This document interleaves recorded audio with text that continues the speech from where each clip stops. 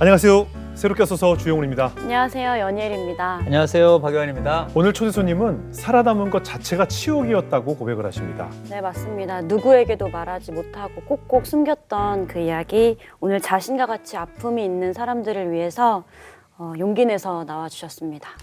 저희가 섭외를 하고 한 달을 기도하시고 오늘도 결정하고 나오셨는데요. 아마 그만큼 큰 은혜가 있을 것 같습니다. 네. 봄돌 대표이신 김하나 목사님 모시겠습니다. 어서 오세요.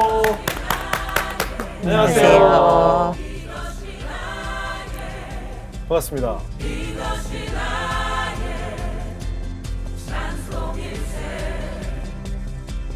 지금 취약계층을 돕는 일을 하고 계신데 우리 목사님도 굉장히 가슴 아픈 일들을 겪으셨다고 해서 한번 이야기를 나눠보겠습니다.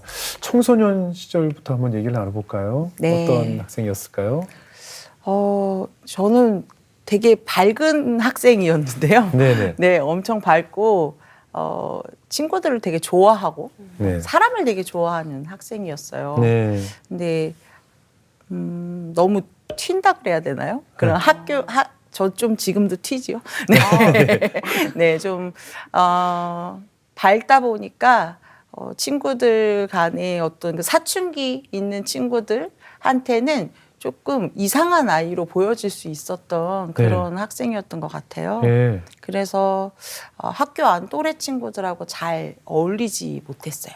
네. 잘 그 학교를 전학 가기 전에는 잘 어울렸던 것 같은데 네. 전학 간 환경에서 잘 어울리지 못해서 조금 어려움이 있었는데 그 어려움 가운데서 이제 심리적으로 많이 위축이 돼서 다시 예전에 전학 오기 전 학교로 네. 이제 돌아가고 싶다고 부모님한테 예. 이제 쫄라서 다시 돌아가게 되었거든요.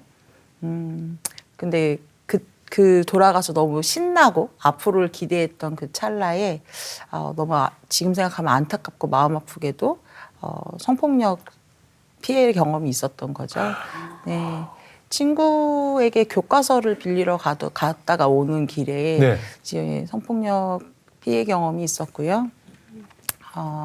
근데 그게 저한테는 굉장히 어려웠던 환경에서 벗어날 걸 기대했던 예. 상황이었기 때문에 훨씬 더 그 일 자체만으로도 힘든 일이었지만 예. 이제 힘든 일이 좀 배가 되는 예. 그런 사춘기를 보내게 된 거죠. 그러니까 좀 사람이. 자세히 설명을 해주면 아까 뭐 빌리러 가다가 사건이 있었다고 그랬잖아요. 네. 이게 어떻게 된 사건인가요? 교과서를 빌리러 친구 이제 집에? 친구 집에 갔다 오는 길이었고요. 네네. 저희 집이 이제 굉장히 외진 곳에 좀 있었어요. 네. 골목에 외진 곳에 있었는데, 네, 길을 오던 길에 이제 그 흉기가 이제 위협이에요? 네, 위협이 있었고, 네. 그래서 이제 그 흉기 위협에 제가 이제 옴짝달싹을 못하게 됐죠. 그게 몇 학년 때라고요? 중학교 2학년 때 일일 거예요. 아이고. 네. 얼마나 무서웠을까 진짜. 그러면은 이제 부모님한테도 말씀 못 드렸을 거고 도움을 요청할 곳이 없었을 것 같은데 어떻게 하셨어요? 네, 그냥 참았어요. 그냥 참았고, 그리고 사실 흉기가 있었기 때문에 하지 말라는 게 지금 굉장히 조심스러운 게 네. 이런 얘기를 들으시면서 또 다른 분들이 어떻게 그 혹시 충격이 있으실까 좀 염려스럽기도 예. 하지만 흉기가 있었기 때문에 그냥 아무 생각이 없었거든요. 근데 살아남아야 된다는 생각이 제 안에 있었나 봐요. 그래서 몸에 상처 없이 돌아가기만 해달라고 빌었어요. 근데 다행히 몸에 상처 없이 그냥 성폭력 피해 경험만 갖고 이제 돌아오게 돼서 부모님한테 말 안 하면 아실 수 없는 상황이었죠. 제가 말을 하지 않으면 아실 수 없는 상황이었고, 그리고 그때에 이제 부모님한테 절대 말 안 한다고 했었거든요. 그러니 더 그때 어린 나이엔 말하면 안 된다라는 게 훨씬 더 강하게 작동되었던 것 같아요. 스스로에 대한 죄책감도 컸겠네요. 네. 그러니까 지금 생각해 보면 이제 왜 그런지 이해되지만 그때는 아버지의 목소리가 그게 컸나 봐요. 제 머리 안에. 그래서 살아남은 것에 대한 좀 수치심? 이런 것들이 있었고 네. 그리고 왜 내가 그 골목을 갔을까부터 시작해서 그러한 생각들이 계속 있었죠.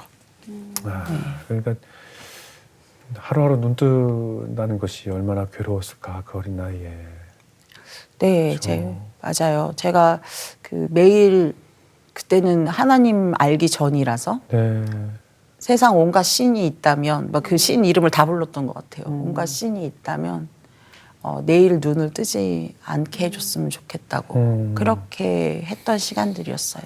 예. 그러니까 사실 뭐 다시 떠올리고 싶지 않은 기억인데 이렇게 말씀을 나눠주시는 것도 참 어려웠을 것이고 그래서 또 이렇게 한 달 동안 기도해보고 나오시겠다고 하는 것이 어떤 뜻인지 저희가 알 것 같습니다. 사실 말로 설명이 되겠습니까? 그리고 저도 항상 많은 보도를 통해 사건 사고를 접하고 또 뭐 가까운 분들에게 있었던 여러 일들도 경험해보면 언제나 그 괴롭고 수치심과 하루하루 숨을 쉴 수 없는 괴로움은 피해자의 몫이고 아무리 가해자들이 법적인 처벌을 받는다고 해도 그 괴로움이 피해자의 그 하루하루와 비길 수가 있을까라는 생각이 들거든요. 특히 어린 나이였기 때문에 얼마나 비참했을지 뭐 이런 말할 수 없는 고통이었을 거라는 생각이 들어요.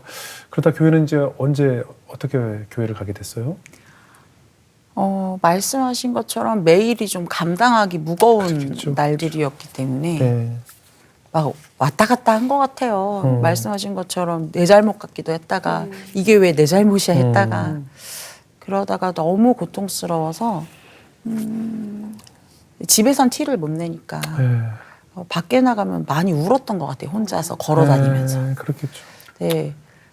이제 그게 이제 지금도 걷는 기도가 이제 습이 됐는데, 네. 네, 그때도 많이 걸으면서 그냥 울었어요.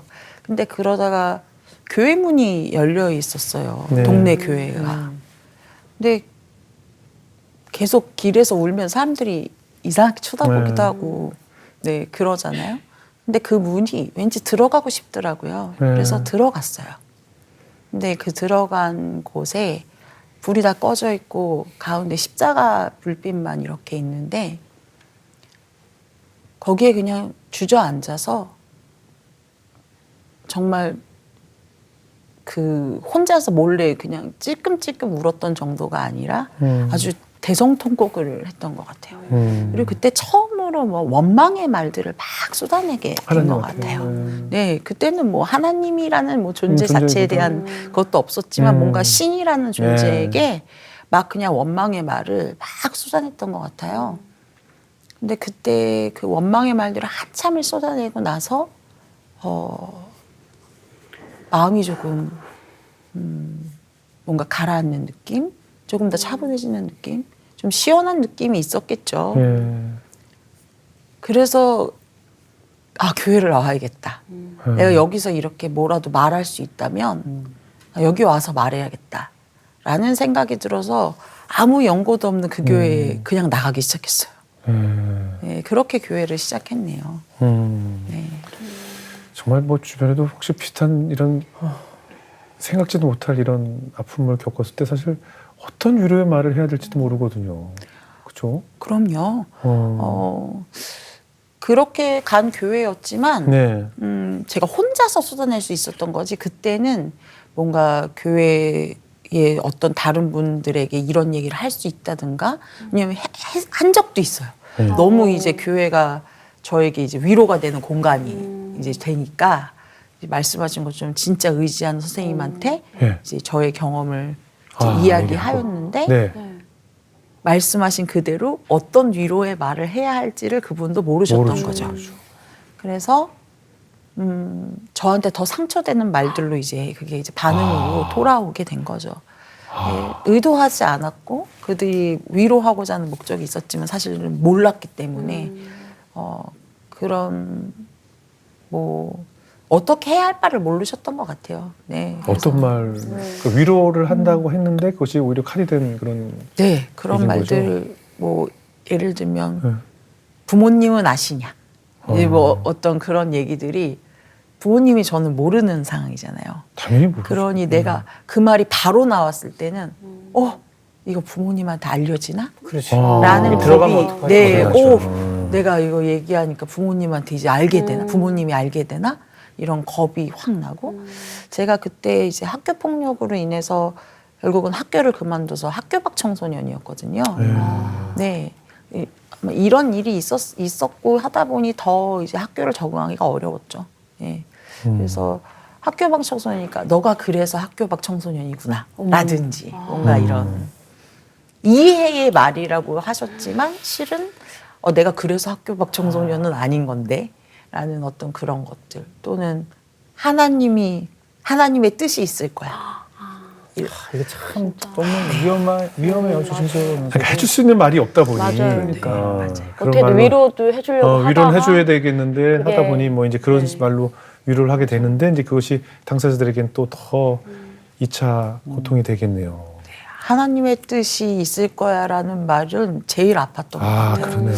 그럼 내가 이런 경험을 하는 게 하나님 뜻이라는 얘기야? 막 이런 걸로 그렇죠. 다가오니까 그 말은 정말 아팠던 것 같고 예. 네가 기도해서 극복해야 돼 뭐 이런 얘기들 기도해서 극복이 되면 참 좋을 텐데 내가 매일매일이 극복이 안 되는 삶을 살아가고 있잖아요. 그래서 그런 말들은 정말 아팠던 것 같아요. 근데 그런 말들을 다 빼면 해줄 말이 없어요. 그죠? 해줄 말이 없어요. 뭐 힘내? 뭐 이런 거밖에 뭐 시간이 지나면 뭐 괜찮아질 거 뭐 이런 시간이 뭐 흐르면 뭐 이 또한 지나가리라 뭐 이런 말들밖에 없는 거잖아요. 저희 안에 떠오르는 말들이 없어요. 그런 말들이죠. 맞아요.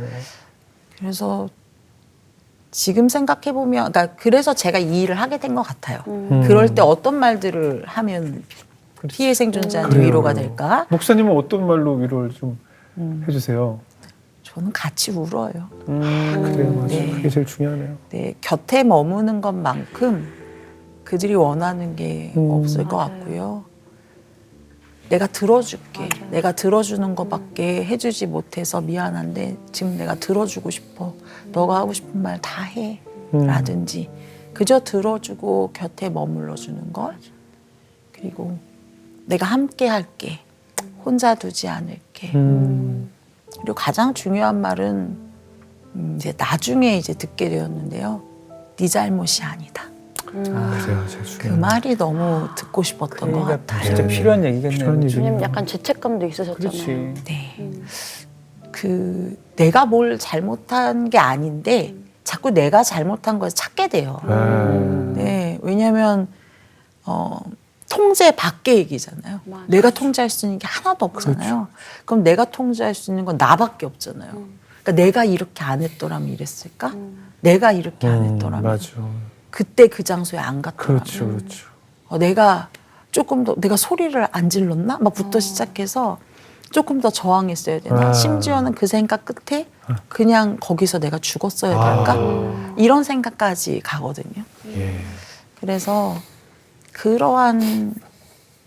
근데 그 생각을 멈춰주게 하는 것이 네 잘못이 아니야.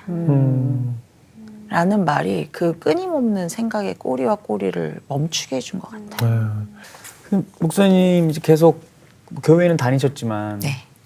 그 말씀해 주신 것처럼 속 안에 있는 이야기를 꺼낸 이후에 이제 좀 이런 일이 생기면서 더 이것들을 좀 감추셨을 것 같아요. 그죠? 밖에 얘기하시는 것들을 좀 조심하셨을 것 같고 네. 그 이후로는. 그런데 그러다가 이후에 아주 이후 뭐한 20살 때 이때쯤에 또 다시 좀 꺼내시게 된 계기가 있었다고 들었어요. 네. 교회에서 말을 할 수 없었는데, 제가 교단을 옮겼거든요. 네, 원래 교단을 한번 옮기게 됐는데, 이제 어느 한 교회에, 많이 교회를 탐색하고 다녔어요. 어느 한 교회에서 정말 편하게 말씀에 대해서 이것저것 같이 물어보고 얘기하고 청년 때의 고민도 얘기하고 이런 분위기라 이제 삶의 여정을 나누는 가운데 제 여정을 나누게 됐는데 이제 전도사님께서 그걸 청소년부 때 간증을 해줬으면 좋겠다. 이렇게 청소년부 겪으신 수련회 일들을? 때 그거를 간증을 해줬으면 좋겠다라고 하신 거예요. 근데 저는 그때는 아직 이게 정리가 안 됐을 때거든요. 그렇죠, 그렇죠. 제가 신앙으로 뭔가 정리가 되지도 않았었고 아직은 제 이야기를 꺼내는 게 좀 두려웠을 때인데 예. 두려웠을 때인데 그 간증으로 해달라고 해서 거절을 했는데도 다시 또 요청을 하셔가지고 뭔가 그 공동체에 이제 기여하는 일이다 막 이런 너를 통해서 하나님이 하실 일이 있다 막 이런 얘기들에 자, 네. 항상 똑같은 얘기들을 계속 하시네요. 그죠? 그래서 결국은 하게 됐죠. 네, 그래서 하게 됐어요? 네, 겨울 수련회 때 가서 그 이야기를 했고 예. 정말 많이 울면서 했어요. 처음으로 이제 그러셨겠죠. 거기다 공개된 자리에서 하는 그렇죠. 거잖아요. 몇 명 모여 있었어요. 한 20명 정도 되었던 네. 것 같아요. 근데 어쨌든 꽤 많은 사람들 앞에서 제가 그런 얘기를 한다는 게 그럼요. 굉장히 어려웠어요.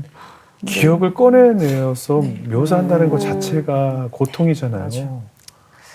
그래서 그런 얘기들을 꺼냈고 되게 상처가 됐었죠. 굉장히 상처가 됐었는데 참 감사하게도 그 자리에 이제 저와 같은 경험을 한 청소년이 있었던 거예요. 네. 근데 그 청소년도 말을 못하고 있었던 상황이었고 누구한테도 근데 저한테 와서 나중에 그런 상담을 하더라고요. 이야기를 하더라고요. 그래서 그때 알았어요.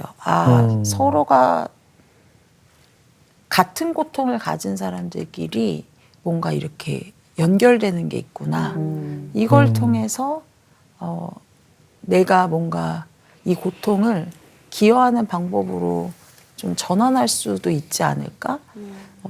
그때는 이제 신학적인 언어가 제가 있기 전이기 때문에 네. 하나님께서 그래 이렇게 나를 위로하시고 저를 위로하시고 이러면 조금 가치 있는 일일지도 몰라 뭐 이런 막연한 그런 생각을 하게 된 것 같아요.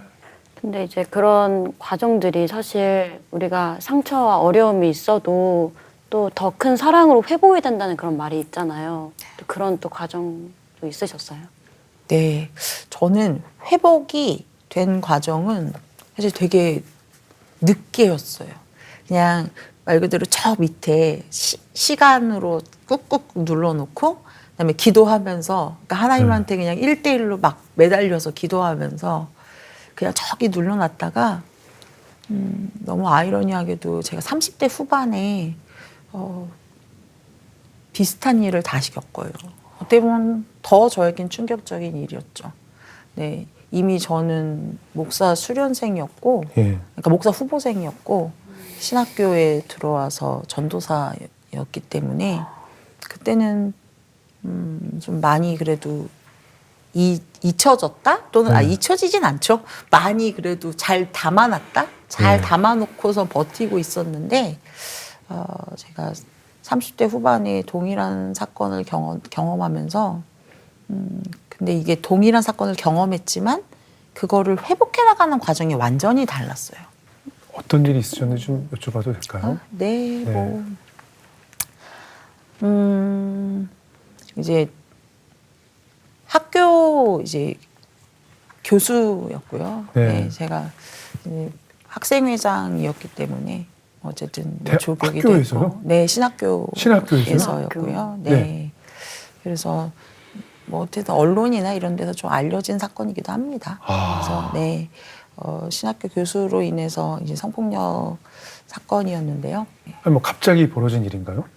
네, 갑자기 벌어진 일이죠. 예. 뭐 강제추행이 한 2번 정도 있기는 했지만 있긴 했습니다. 근데 그때에 대처하지 못했어요.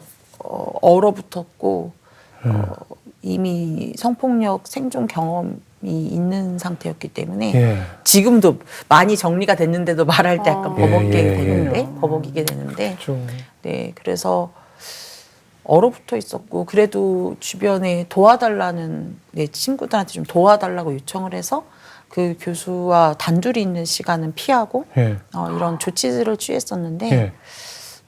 다 같이 이제 갈 수밖에 없는 자리에서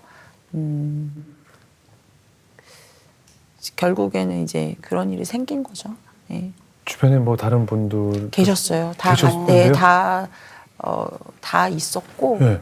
네, 아내도 있었고 다 네? 있었던 자리였어요. 그 가해자의 부인도 있는 자리였다고요? 네. 어디였길래? 그 교수 집에서 일어난 일이었습니다. 네. 집에 가족도 있고 네. 동료도 있는데 네. 아 거기서 벌어진 일이에요? 네. 아 그럼 뭐 상황이 벌어진 다음에 바로 어떻게 뭐 신고가 이루어졌나요?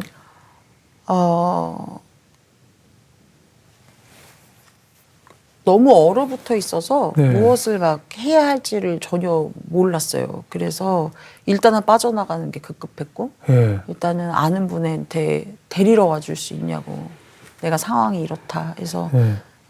빠져나왔었고요. 상황을. 그리고 경찰에 신고한다는 게 지금도 저는 성폭력 조력이라는 일을 하고 있지만 네. 굉장히 쉽지 않은 일이에요. 아 그래요? 네, 왜냐면 경찰에 고소를 하고 나서 그 다음에 이뤄진 일들이 네. 전혀 피해자에게 유리하지 않거든요. 수치스러운 조사가 이루어지나요? 일단은 저는 이제 막연하게 그때는 알고 있었는데 네. 막상 그 경험들을 다 해보니 예.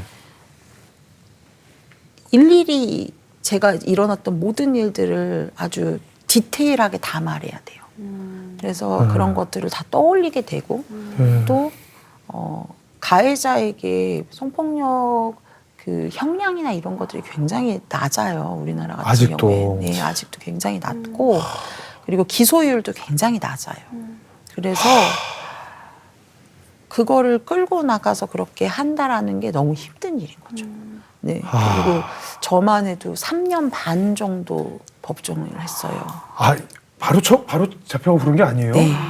그래서 그 3년 반 동안 일어나는 그 수많은 일들을 형사 사건인데도 다 그렇게 오래 겪어야 걸려요? 돼요. 네, 그렇습니다.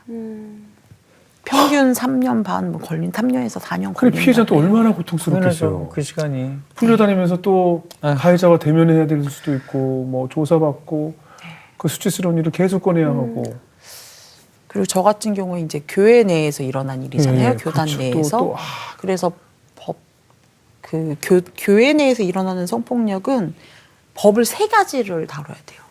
사회법만 하는 게 아니라 네. 교회법 재판을 따로 해야 되고요. 그리고 여긴 교수였기 때문에 학교도 따로 했어야 됐어요. 그러니까 진술을 3번을 해야 되는 거예요. 제가 어떤 과정을 해도 3가지 과정을 했어야 됐어요. 그러니까 너무 감당하기가 버거운 일이었죠. 예. 그래서 이거를 바로 신고하고 이런 것들을 감당하기가 너무 어려웠어요. 그래서 좀 생각할 시간이 필요했고, 그래서 당장은 신고를 못했고, 그날 이제 돌아와서 이제 교회 출근일이었어요. 토요일이어서 교회 출근일이었는데, 예. 그 교회 출근했는데 제가 아주 이 표정이나 어떤 저의 상태가 너무 안 좋았나 봐요. 같이 동역하시는 전도사님이 저를 방에 데려가서 무슨 일이 있지 이렇게 물어봤는데 그분이 이 성폭력 조력을 하셨던 경험이 있는 전도사님이셨어요. 예. 그래서 그분한테 이야기를 해서 이제 조력자를 찾자. 예. 이걸 안전하게 할 수 있는 조력자를 찾자. 그러니까 그 길을 알려준 거죠. 조력자를 일단 찾자. 신고를 하든 안 하든. 그래서 그때 이제 조력자를 찾게 되었고 그때 만난 게 이제 임보라 목사님이셨어요. 아. 네, 그래서 임보라 목사님이 제 조력자셨고 그 정말 안전하게 예. 이제 기독교 반성폭력 센터라는 예. 이게 왜냐면 아까 전에 얘기했지만 3개의 법을 해야 하기 때문에 예. 일반 성폭력 지원센터에선 교회의 성폭력을 다루기가 힘들어요. 아, 또. 네, 문화가 너무 다르고 아. 그래서 기독교 반성폭력 센터를 알게 된 게 이제 저한테는 정말 진짜 하나님의 은혜였죠. 아니, 그분도 좀 약간 뭐랄까 좀 존경받는 교수였을 거 아니에요. 네, 아무래도. 네, 학자적으로 저명한 교수님이시죠. 네. 아, 그러니까. 네. 이게 사실은 알려진다고 했을 때 벌어질 일들에 대한 네. 또 주변에서의 충격이 굉장히 클 것이고 그 교수분의 아내분의 반응은 어땠었나요? 글쎄요. 연락이 왔었는데 네, 아내분한테. 네. 네. 아내분이 용서를 구하시더라고요. 용서해달라고요? 네. 그래서 저는 그게 저한테 좀 정신을 차리게 되는 지점이었어요. 왜 가해자는 용서를 안 구하는데 네. 아내분이 용서를 구해야 돼? 맞아요. 이게 지금 무슨 상황이야? 그래서 이거는 내가 침묵하면 안 되겠구나라는 생각을 그때 하게 된 것 같아요. 사실 뭐 겪으신 일 외에도 우리가 이 교회라는 어떻게 보면 교회라는 조직이 굉장히 문화 자체가 굉장히 폐쇄적이고 늘 쉬쉬하는 문화다 보니 간혹 한두 건씩 튀쳐나오는 사건들에 대한 소식을 저희가 접할 때가 있잖아요. 네. 특히 이런 성 문제에 대한 네. 더 폐쇄적이고 더 쉬쉬하고 더 덮으려 하고 이런 현실을 저희도 전해드릴 때가 있는데 네. 직접 겪으셨으니까 더 이제 더 도드라지게 그런 게 느껴질 것 같아요. 그럼요. 제일 저희가 이게 쉬쉬하는 문화라는 게 네. 제일 어려웠던 건 이제 교회 재판을 하면서 정말 어려웠던 것 네네. 같아요. 교회 재판을 해야 되는데 그 재판을 하시는 분들이 예. 이런 성폭력이나 어떤 거에 대해서 지식이 전혀 없으신 분들이 재판을 하세요. 아 그래요? 네. 그리고 그 저를 이제 변호해 주시는 변호하시는 분도 목사님이셔야 되는데 다 목사님들로 구성되어 있는 거예요. 아 그래요? 네, 전문 변호사가 전문위원이 아니고? 아니라 네, 목사님들. 그것도 달라요? 네, 교회 재판은 목사님들이 하십니다. 그래서 목사님들이 하시니까 없잖아요. 그런 지식이요. 예. 그러니 물어보지 말아야 될 거 막 물어보시고. 그러니까 사건이 사실 궁금하신 거예요. 그 사건, 왜냐, 다 아는 사람이니까 얼마나 궁금하시겠어요? 그러니까 그거를 막 질문하신다. 상황에 대해서. 네. 그 궁금한 거 물어보러 온 자리가 아닌데. 그렇죠. 재판하러 오신 아, 자리인데 참. 궁금한 거 물어보러 오신 것처럼 하고 믿을 수가 없는 거예요. 그러니까 믿을 수가 없으니까 아니지라는 걸 저한테 자꾸 확인하고 이런 거.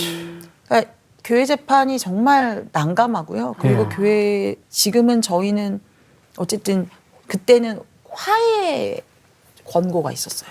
아이고. 근데 사회법에서는 성폭력은 분리여서 그렇죠. 절대 가해자하고 피해자를 네. 만나게 하지 않거든요.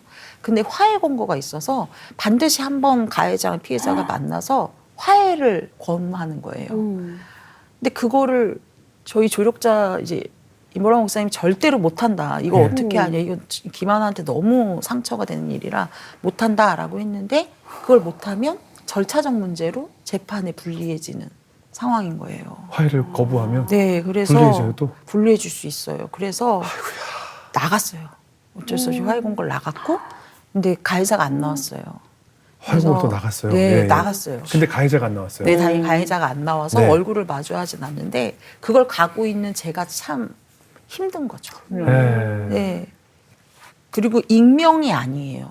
그래서 노예 재판을 할 때 제 이름이 다 나갈 수 있는 아, 거예요. 이거 완전 아니, 뭐 피해자 보고 뭐고 아무것도 없네, 진짜. 네. 너무 속상하네. 그러면 이제 네. 우리 목사님 외에도 그 전에도 만약에 이런 사건이 있었다면 늘 그렇게 해왔다는 거 아니에요? 그렇죠. 네. 아, 그래서 더 막 열심히 했던 것 같아요. 예. 저희가 그 이후로는 화해권고법도 성폭력에 관해서는 없앴고요. 잘하셨죠. 네, 그리고 익명도 저는 익명 보호를 받은 게 그 노회장님이 아까 그 노회장님이 그렇게 해주겠다고 해서 된 거예요. 근데 안 해준다 그러면 또 안 되는 거잖아요. 그래서 익명 처리하는 것도 법을 만들었고 이렇게 이런 법들을 만들기 위해서 같이 이제 노력하고 바꿔내신 분들이 계신 거죠. 제 사건에서 그런 일들이 이제 연결된 거죠. 그 전 피해자들은 어떻게 보면 이제 목회 안수를 또 받아야 하고 또 화해 권고에 의해서 그냥 입국 딱 하고 덮어진 사건들도 많았겠네요. 그럴 수밖에 없는 사건이죠. 예. 저도 굉장히 제가 진보적 교회에 다니고 네네. 있었거든요. 네. 그래서 저 같은 경우는 교회에서 아예 유급휴가도 주셨고 저는 교회에서 따로 그 심리 상담도 1년을 지원해 주셨어요. 저는 굉장히 교회 공동체가 제 회복을 위해서 아주 노력해주는 교회에 다니고 있었어요. 그래서 그런 교회에 다니고 있었던 저는 이런 과정을 겪을 수 있었지만 다른 분들은 그렇지 못하기 때문에 네. 사실 그냥 내가 참는 게 나를 위해서 가장 좋은 일이라고 생각할 수 있죠. 그래서 결론은 이제 어떻게 결론이 났나요? 재판. 네, 재판은 이제 구속이 되어서 예, 굉장히 가해자가? 구속이 되는 것도 굉장한 그 3년 반 걸려서 구속됐어요? 네, 법정 구속이 구속이? 된 것이 네네. 굉장히 그 특별한 케이스였어요. 원래 아. 성폭력 사건 구속이 많이 안 되는데요. 거의 없죠. 그런데 이 뭐 증거를 조작하려고 하고 이런 것들을 이제 저희가 잘 기반을 다 드러내서 얼마 부용받았어? 2년 반인가? 1년 반? 2년 반 2년 정도 반? 받은 네네. 것 같습니다. 네. 정말 신앙적으로도 많이 흔들리셨겠어요. 저는 처음에는 네. 와, 나한테 이런 일이 또? 그렇죠. 이게 도대체 근데 제 신앙이 신학교 이미 와서 어느 정도 제 신앙이 좀 정리가 된 거라 하나님이 주신 일이라고는 생각하지는 않았어요. 근데 네. 저희 엄마 아빠 이게 어머니는 나중에 알게 되셨거든요. 예. 이게 동생도 알게 됐는데 동생이 아 하나님 있긴 한 거야? 이렇게 얘기하는 거죠 이제. 그러니까 그럴 수 있는 그런 생각이 누구나 들 수 있는 이야기잖아요. 근데 오히려 두 번째 일은 저는 이래서 교회가 정말 중요하다고 생각하는데 네. 이 여정을 통해서 하나님께서 저에게 조금 더 저를 견고하게 세우시는 과정으로 해주신 것 같아요. 청소년 때 일을 덮어놓고 지나갔기 때문에 사실 상처가 고스란히 남아 있었는데 그렇죠. 이 여정을 겪으면서 오히려 하나님께서 그때 일까지 다 보듬어서 이렇게 회복되는 과정을 만들어 주셨고 특히 이제 저 같은 경우에는 아까도 소개하실 때 얘기하셨지만 내가 괜히 살아남은 게 아닐까. 내가 거기서 괜히 빌어서 살려달라고 빌어서 내가 구차하게 살아남았나? 이렇게 고통스러울 줄 알았다면 차라리 죽었던 게 나을 게 아닐까? 뭐 이런 생각들을 하고 살았었는데 제 잘못이라고 생각했던 거죠. 근데 저희 변호사님께서 네. 제가 이 얘기를 했어요. 예. 이제 진술 과정에서 이 얘기를 했는데 그때까지도 잔뜩 위축이 돼서 내가 이게 두 번째인데 어떻게 비추면 어떡하나 막 잔뜩 위축돼 갖고 얘기했는데 변호사님이 내가 만약에 그때 하나를 만난다면 네가 널 살린 거라고. 너가 널 살렸다고. 정말 너무 잘했다고 그렇게 말해줄 거라고. 그러니까 네 잘못 아니라고 또 얘기해 주신 네. 거죠. 근데 그때에 정말 제가 이렇게 눈이 열린다 그래야 되나요? 정말 완전 세상이 뒤집어지는 것 같은 느낌을 받았어요. 네. 아, 내 잘못이 아니었구나. 아, 내가 나한테 잘한 거였어. 아, 내가 힘이 있는 거였어. 아, 내가 나를 살린 거였네. 라는 그런 고백으로 바뀌더라고요. 그래서 하나님에 대한 원망이 하나님 나 잘했죠. 내가 진짜 그런 상황에서도 나 잘 꿋꿋하게 잘 버텼죠. 라고 할 수 있는 신앙으로 좀 바뀐 것 같아요. 그 말씀하신 변호사님이 저희 방송에도 출연하셨던 김예원 변호사님이라고 무임으로 억울한 분들 많이 변호해 주시는 그 훌륭한 변호사님이시잖아요. 네, 맞아요. 예. 네, 그래서 정말 많은 도움을 받았어요. 네. 네. 제가 그때 그랬거든요. 우리가 훌륭한 사람이 되라고 어린이들에게 얘기할 때 그 훌륭하다는 것이 바로 변호사님 같은 분이라고 막 제가 막 칭찬해 드렸거든요. 네. 그 변호사님이 그래도 참 큰 힘이 되주셨네요. 네.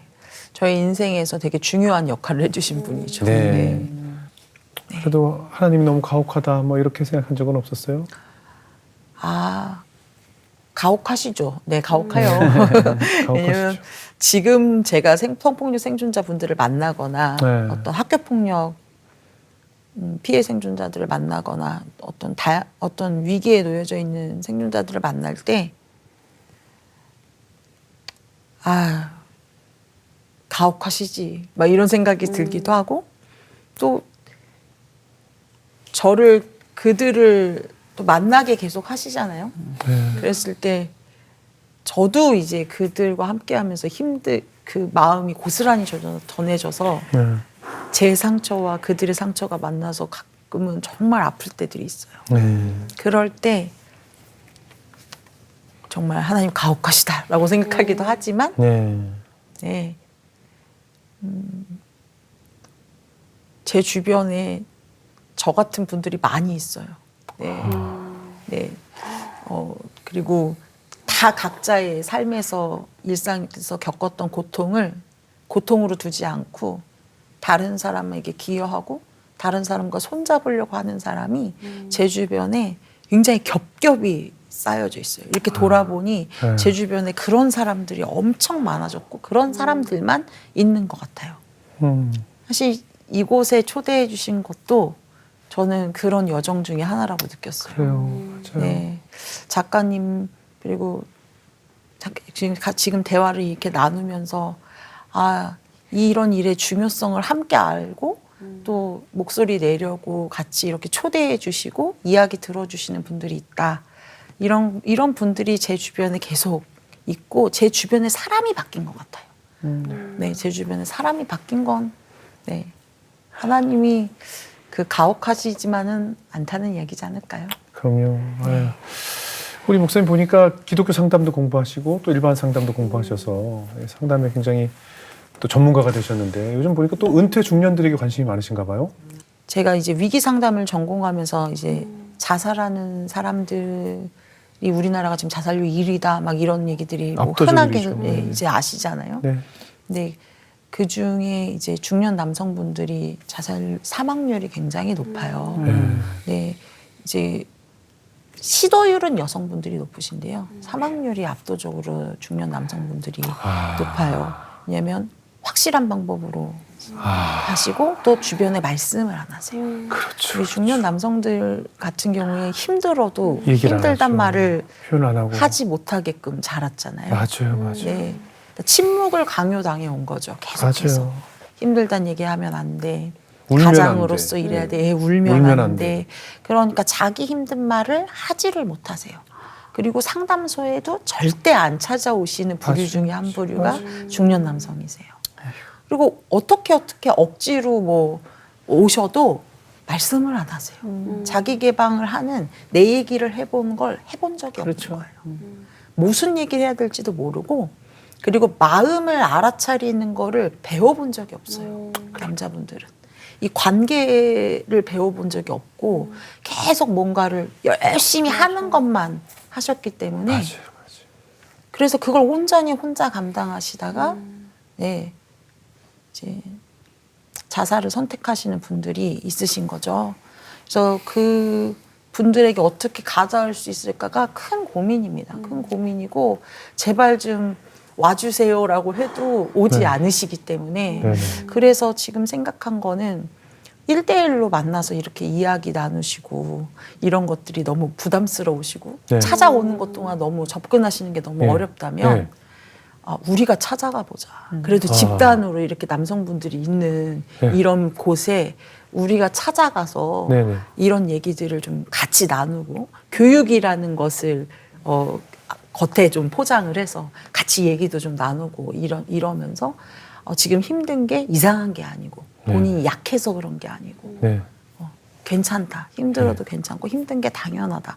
이런 말씀도 좀 건네드리고 네. 그렇게 찾아가는 교육으로 좀 해보면 어떨까라는 예. 생각을 하면서 그런 일들을 하고 있습니다요. 예, 네. 그렇군요. 마지막으로 지금도 어둠 속에서 빛을 향해 나오지 못하고 속으로만 끙끙 앓면서 모든 고통과 피해를 홀로 감수하고 있을 이 시대에 많은 상처받은 영혼들에게 어떤 얘기를 해주고 싶으세요?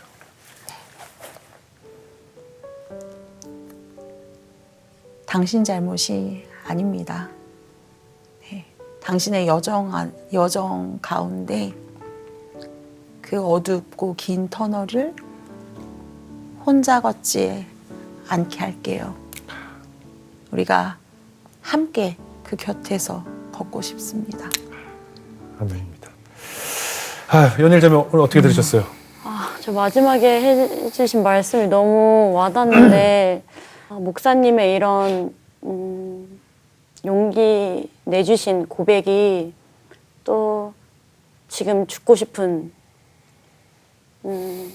정말 지옥 끝에 있는 누군가에게는 소망이 될 것 같고 또 생명이 될 것 같다는 생각이 들었어요. 그래서 그 봉도를 통해서 또 많은 고난 가운데 계신 분들이 정말 소망이 생기고 또 앞으로 살아가야 될 목적이 생기는 그런 귀한 사역이 되었으면 좋겠습니다. 예, 아멘입니다. 곽영 목사님? 네, 오늘 김하나 목사님의 고백을 통해서 우리도 얼마나 많이 만나겠어요.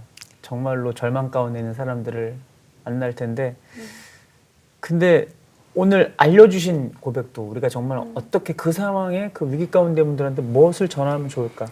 근데 이게 그냥 흉내가 되면 안 될 것 같아요.